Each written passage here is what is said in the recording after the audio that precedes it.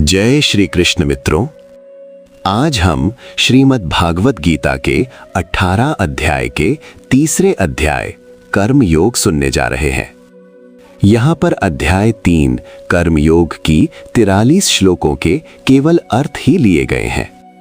आशा करता हूं आपको मेरे इस ऑडियो बुक के माध्यम से प्रेरणा मिलेगी।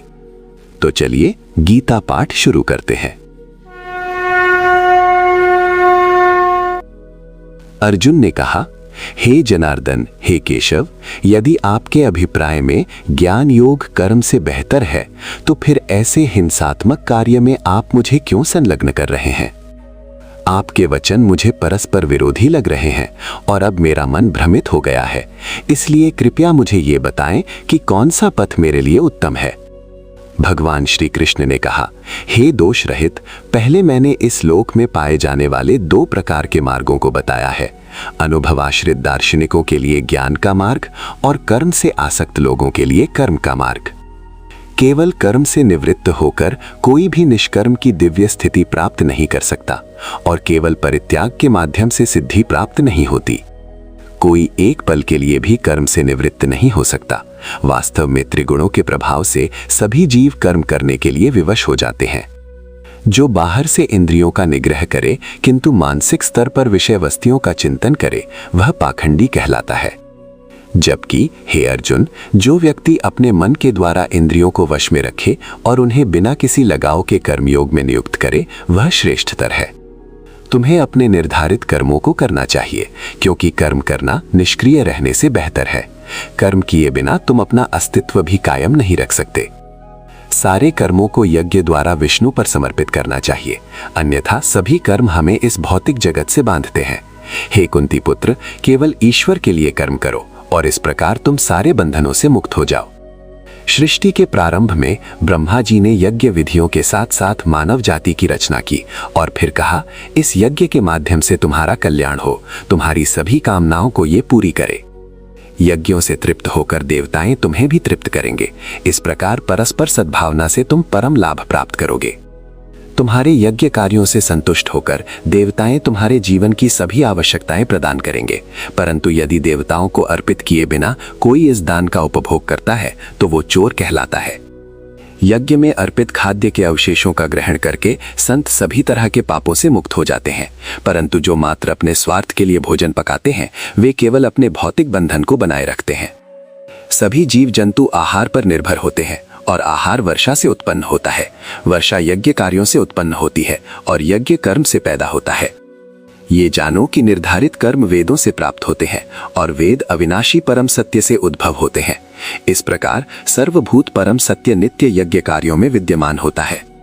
हे पार्थ, जो संसार में रहकर इस वैदिक व्यवस्था को अस्वीकार करता है वह केवल इंद्रियों के सुख के लिए एक अधर्मी जीवन बिताता है।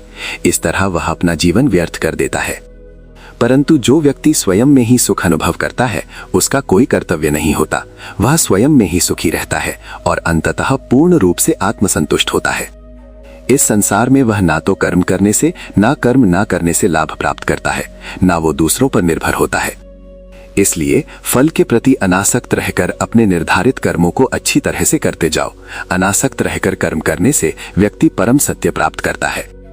बीते समय में जनक आदि जैसे राजाओं ने अपने निर्धारित कर्मों के निष्पादन द्वारा परम सिद्धि प्राप्त की।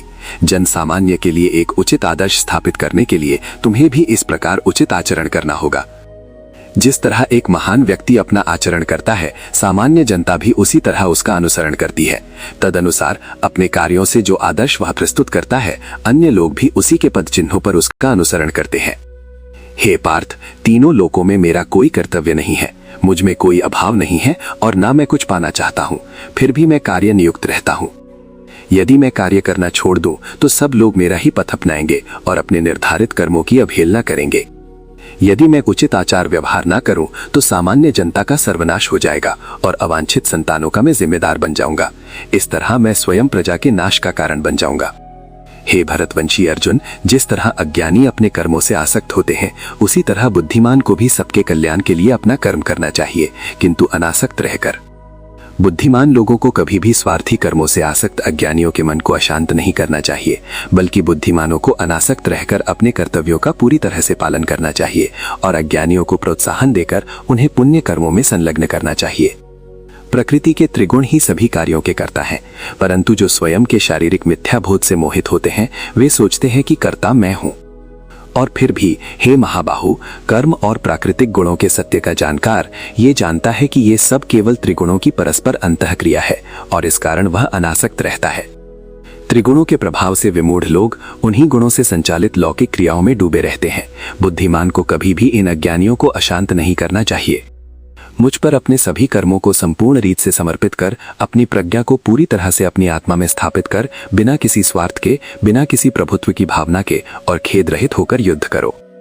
जो मेरे इन उपदेशों का श्रद्धापूर्वक अनुसरण ईर्ष्या रहित होकर करे, वे कर्म के बंधन से मुक्त हो जाएंगे।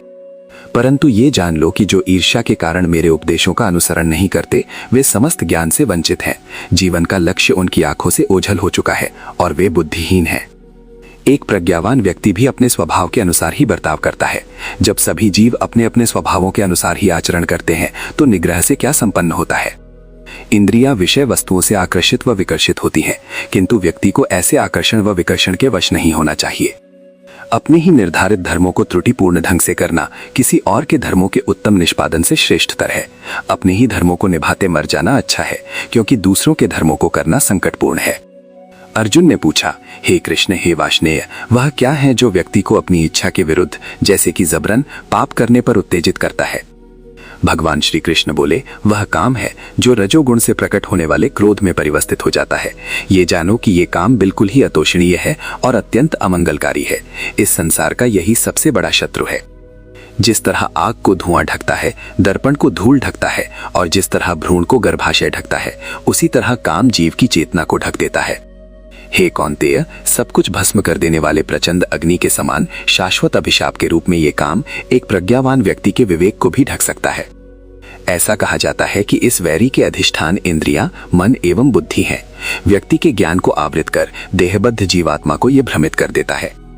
अतः हे भरत श्रेष्ठ, तुम्हें पहले अपने इंद्रियों को वश में करना होगा और काम को मिटाना होगा, जो समस्त अधार्मिकता का मूर्त रूप है और जो ज्ञान व विज्ञान का नाशक है। प्रज्ञावान कहते हैं कि विषय वस्तुओं से इंद्रियां श्रेष्ठतर है, मन इंद्रियों से श्रेष्ठतर है, बुद्धि मन से श्रेष्ठतर है और बुद्धि से श्रेष्ठतर है आत्मा।